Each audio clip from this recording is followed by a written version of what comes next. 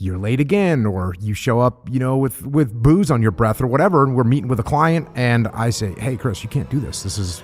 Look, I'm serious. There's a way that it can happen, usually from a leadership perspective. When people ask me this question, hey, is it possible to take too much ownership? The answer is yes. And that is, if I'm in charge and you're working for me, and I take so much ownership over a mission or over a project that you don't feel like you have any input at all, then I've taken too much ownership. As far as an individual person, there's going to be things in your life that you don't have control over.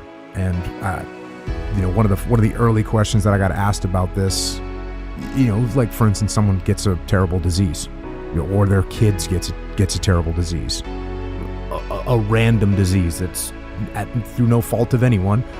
The kid gets sick or the person gets sick. And no, there's nothing you can do about that. What you can take ownership of is how you respond to that situation. And so that's what you have to do. There's things that you can control. There's things you can't control. Now, I will tell you that human beings can control a lot more than they think they can.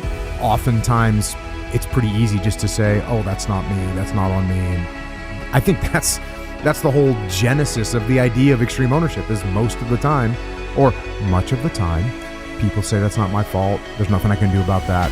And more often than people think, there is something you can do about it. And it is your fault.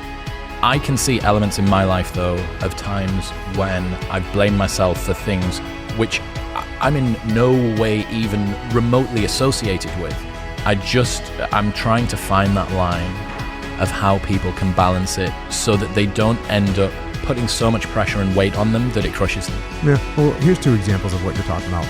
You mentioned one, relationship. Another one is just if you're working for me. So if you're working for me and you don't show up on time, or you're not professional when you're conducting your briefs, I need to say something to you. And I need to take ownership of the fact that I haven't made it clear that, hey, you need to show up on time, and hey, you need to be more professional, and hey, you need to wear the right uniform or dress the part. I need to take ownership of that. And maybe if I do, and I talk to you and we discuss why it's important, and you say, oh yeah, I really didn't think about that, and you change your ways and you get on board and you start showing up on time, you start acting more professional, it's great, we solve the problem. There's also a chance that you're late again, or you show up, with booze on your breath or whatever, and we're meeting with a client, and I say, hey, Chris, you can't do this. Look, I'm serious. You cannot act this way. This reflects bad on all of us. And and I might even say, listen, if you keep this up, you're not even going to be working here anymore. I'm going to have to get rid of you. You say, no, I love working with you. It's going to be great. I won't do it again. And maybe that solves your problem. Or maybe you're late again, or you continue to act unprofessionally, and then I'm going to get rid of you. I'm going to say, hey, Chris, look, I talked to you. I tried to explain this to you. And at a certain point, this job isn't for you. So that can happen. And I have to take ownership of the fact that you are actually not capable of doing this job that I've asked you.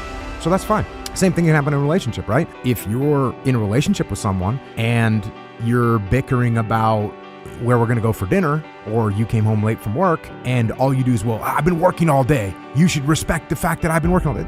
Like that's actually on you. That's actually on you. And you can make adjustments to that. Now, can you get to a point in a relationship where the other person is not a good fit for you? And at some point you say, you know what?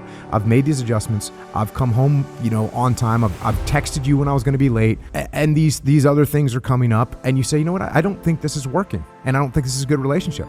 So at a certain point, you say, okay, I've made the adjustments that I can make, and I have to take ownership of the fact that we're not a good match. So yeah, there's plenty of times where taking ownership means actually solving the problem, not continuing to pour the problem down your neck every night, because that's not very helpful to anybody.